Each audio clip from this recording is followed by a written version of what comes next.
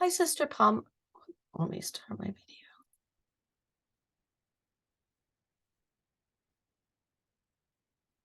Hi, Sister Palmer. This is Sandy Adranya, and I've chosen to do a presentation on organizational culture.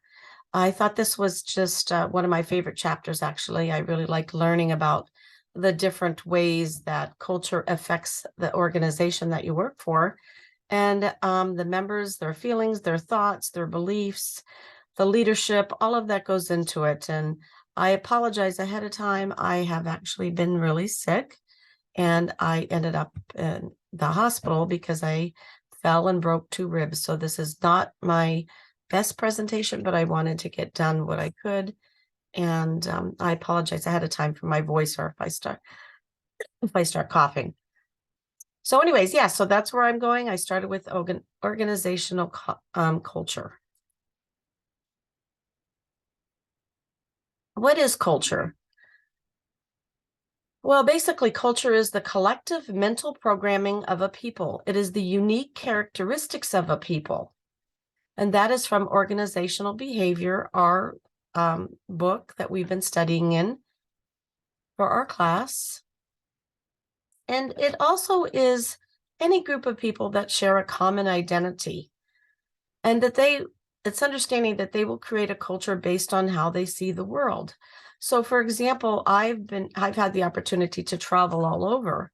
And one thing that I learned, that everybody has different ways that they do things from all over the world. I've just had the opportunity to go to Brazil, to Mexico, to Spain, to Greece, to Turkey, to the British Isles, and many different places. And they do things a little differently. They eat a little differently. They may dress a little differently. But one thing that I've learned about them, that they all still have the basic common needs that everybody has, and the same wants and desires. They all want to be able to live life in peace, with happiness and joy, be able to have a job, to be able to feed their family, and to be able to spend time with their family. And so we all want those same things, but we may approach them a little bit differently. Even with religion, we may have different ways we approach that, our different belief system. But at the end of the day, most people just want to go about doing good. But if you think about cultures, it could be your nationality, right? From where you are in the world. That may be how you respond to things, how you approach things, how you interact with each other. It could be your workplace. What are the expected norms at your workplace? Are you allowed to wear jeans? Are you not allowed to wear jeans? Do you need to wear a suit and tie? Do you need to wear a dress? So there's all these many different factors that make up what your workplace environment may be like. What about church? We have different religions in the world, and we happen to be from the Church of Jesus Christ of Latter-day Saints. So we have set ways, values, and norms, and even language that might be different the way that other people do. For example, a lot of other religions really honor the cross and wear the cross as a necklace, out of respect for the way that they believe in Jesus Christ. Yet in the Church of Jesus Christ, we don't choose to do that. We don't want to honor something that killed somebody we love. We want to honor the atonement. We want to honor the resurrection of Christ, or the resurrected Christ. It could be hobbies. For example, maybe you're into quilting, so you belong to a quilting club, or you may do yoga. And so you follow that type of clothing you might wear for there. Maybe it's sports. For example, the Kansas City Chiefs, they just won the Super Bowl. So if you're a Kansas City Chief fan, you wore the same outfits, you cheered for them. Even the organization itself, the football team, the Kansas City Chiefs, have their own norm and way that they practice, the way they do things. They all wear the same uniform. So culture really is what we have set up for whatever organization it is that you belong to dress, to act, to have certain traditions that go along with it. That's a culture. But then we go on to what is organizational culture. So now we're getting into a little bit more specifics of a business or a company. An organizational culture is the collection of values, expectation, and practices that guide and inform the actions of all team members. So for example, again, I just used the example of yoga there. So we know we're all going to try to do that same thing. And we're going to, we have that same belief system in place. And it's generally understood as all of a company's beliefs, values, and attitudes, and how these influence the behavior of its employees. And that's from Jossie Bass, 2023. And that is an article.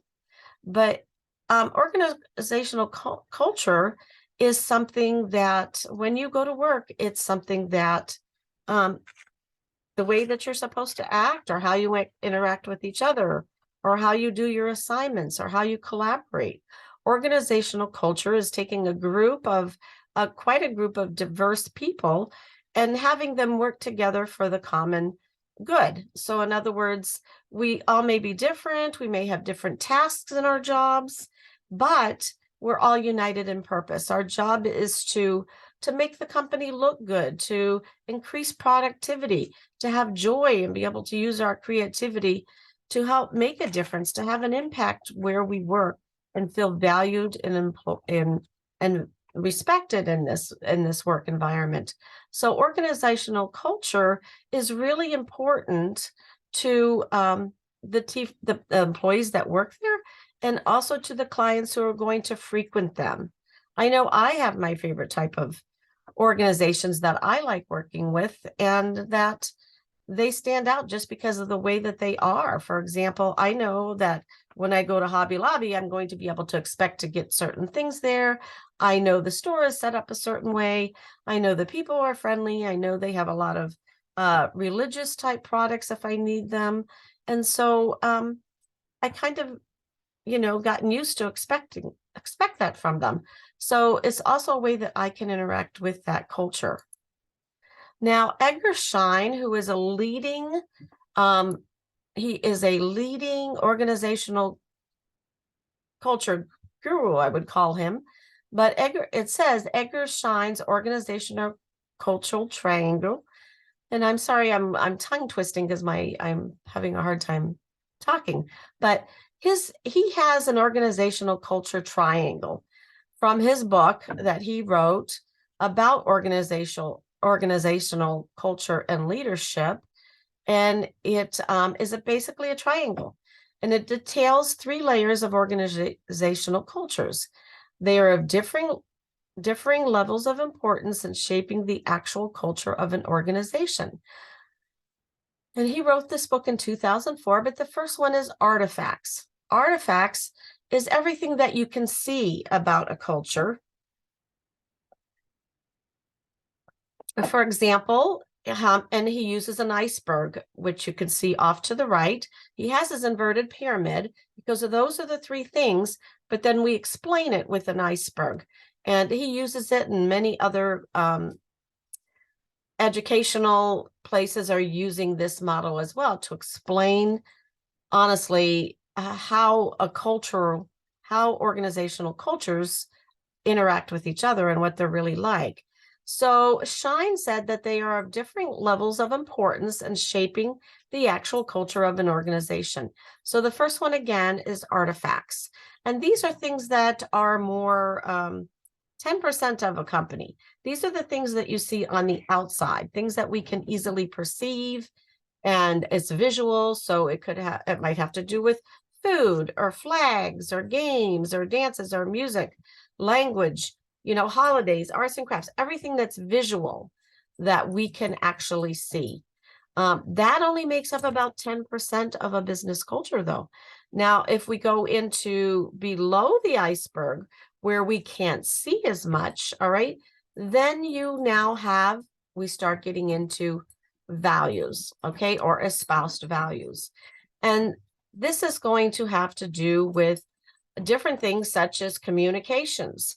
And if you notice in the iceberg, it talks about facial expressions, gestures, touching, body language, conversational patterns, emotions come into play. We have notions of courtesy. What kind of mannerisms manners do we have in the workplace environment?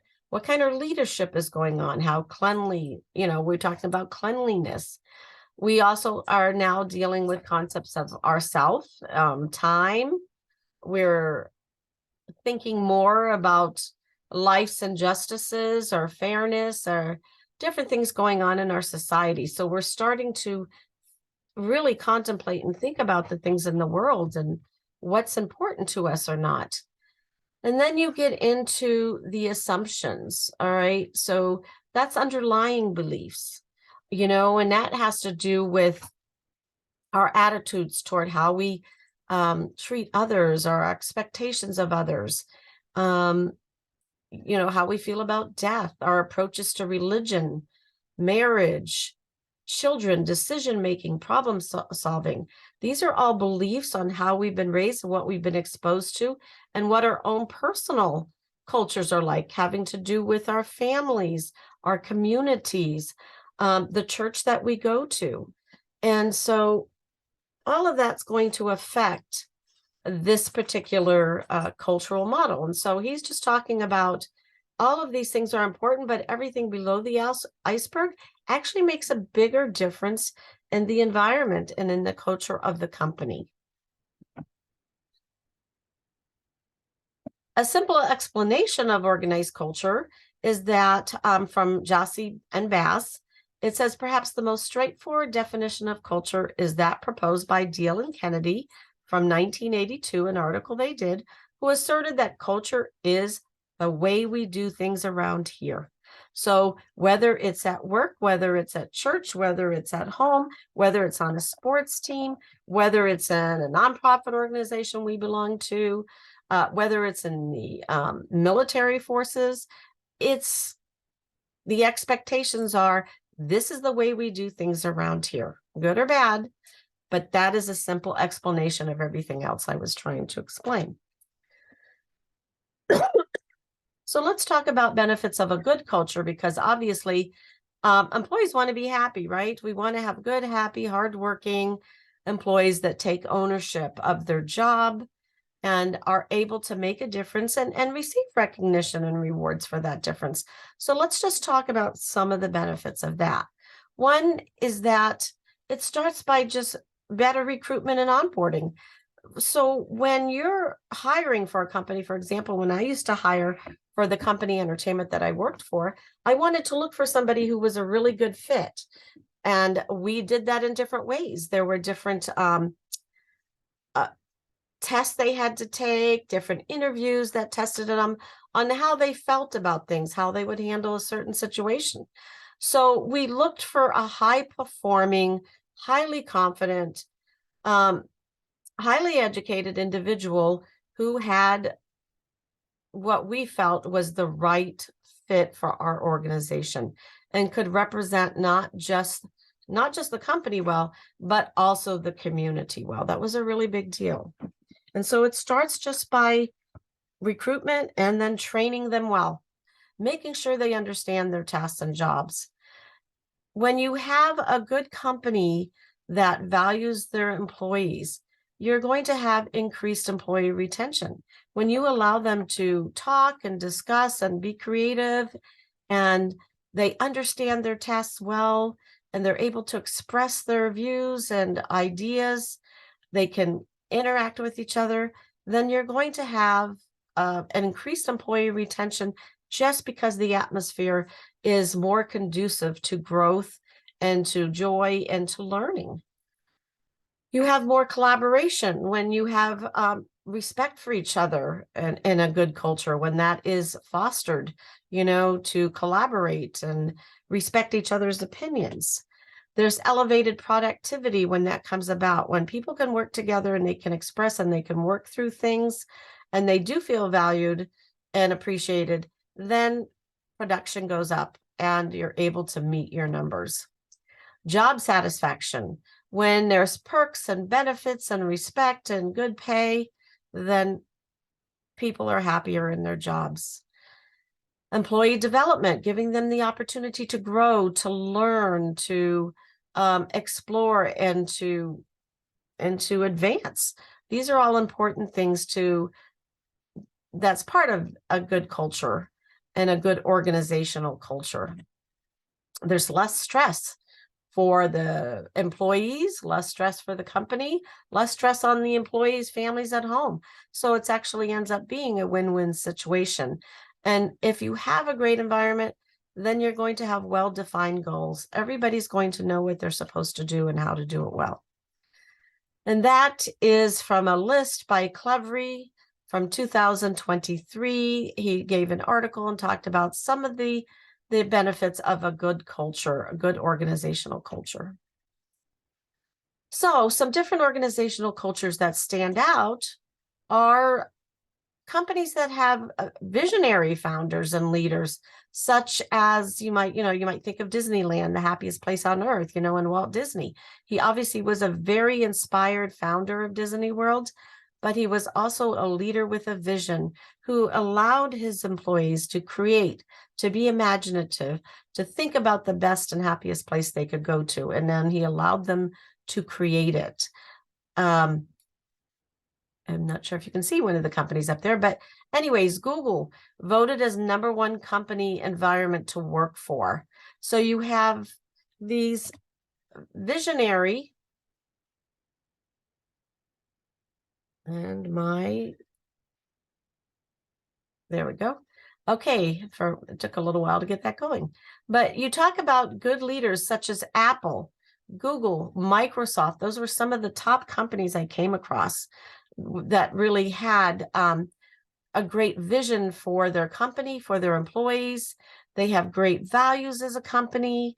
These leaders have charismatic personalities to inspire and lead their teams, and they create an environment where wellness is explored, where lunch is brought in, where there's extra perks and bonuses to make it feel more like a family.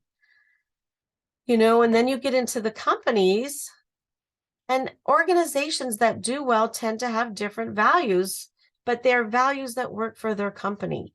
So Apple's values might be a little bit different because they're creating these technical miracles, really, to help us stay connected and to be able to learn and to just have information at a fingertip. The same as with Google, but they're a little bit different values, and Microsoft Office has a little different values. Even the company Entertainment that I used to work for, their values were based around being able to save money every day for consumers who wanted to make their money stretch further. So different companies have different values, but good companies all have the same purpose in mind. They care about their employees, they care about their clients, and they create an atmosphere where they can thrive and then be able to extend that to the clients as well. And when clients come into a company, they feel, like they're happy to be there. There's certain organizations where you just go and you have certain expectations and you like frequenting them because you know what to expect from them. And organization performance, has to do with how well they're going to perform. We talked a little bit about that. When a company creates an atmosphere where an employee feels valued, where they can have joy, where they can be happy, even though they're also different, but united in purpose, this creates better performance on all the employees together.